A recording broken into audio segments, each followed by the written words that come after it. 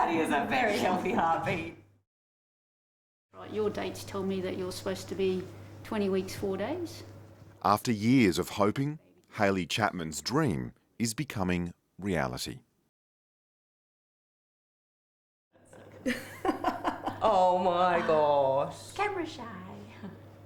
So you would tell me in this scan if there was anything wrong, right? Like, this is where we would find anything that, yeah.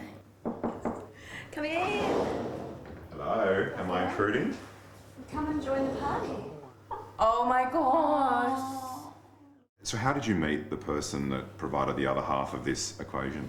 Yeah, you know, a crazy story on the internet.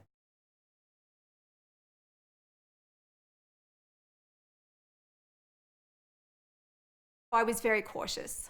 I wasn't really sure if that was a path. I wasn't sure of the types of people, because in my mind, what sort of person wants to give away their sperm for free on the internet? You know, like, who? Why?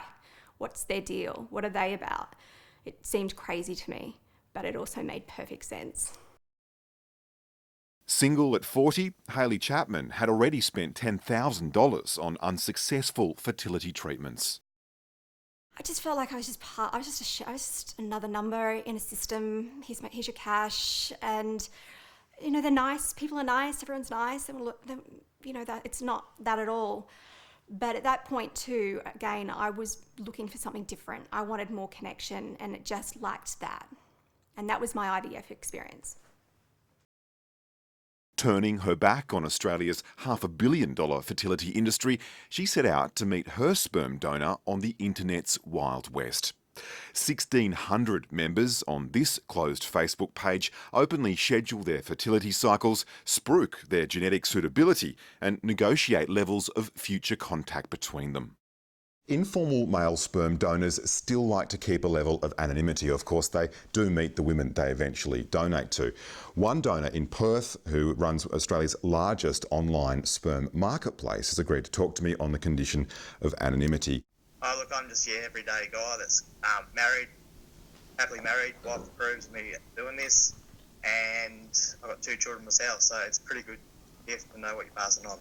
I believe fresh is best than frozen, and you know, if you want to give your child the best chance in life, fresh would be the way to go.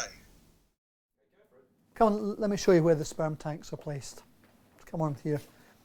But IVF Australia says the online method is making would-be mums and dads vulnerable for a whole range of reasons. The reason for freezing sperm is to quarantine it, to ensure that the donor of the sperm can be retested for HIV and hepatitis and other infections.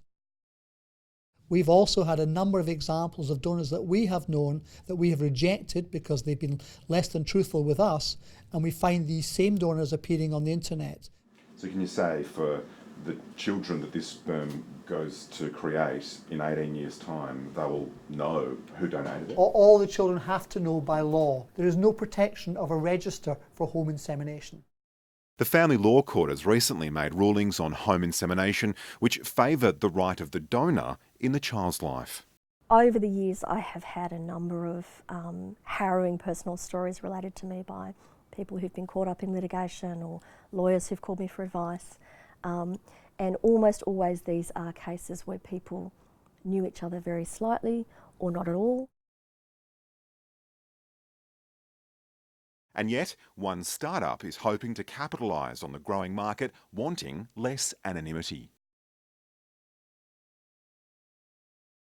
With 40,000 users, its Australian co-founder, Paul Ryan, hopes to build in verification and fertility services which the Facebook pages aren't currently providing. So here we've got a sperm donor who's 21 kilometres away, who's ready to go right now. Right now? Yeah. And here we've got a lady with eggs and a womb, and she's looking for a donor, and she's 5 kilometres away, and she's ready to go right now. So these two people could easily just match up and start chatting if they haven't already started. And make a baby. That's right. I think we're just in its infancy at the moment. We're not making babies online per se. People do that at home. We're just helping people meet each other.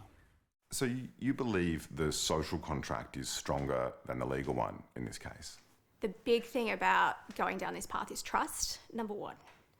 And I think that in any case, if you're dating someone, you're hoping that they are the person that they say that they are, and they don't have another family or whatever, and that's, you know, that's a whole other story. But you have to take people on their word. Firstly, life is a risk.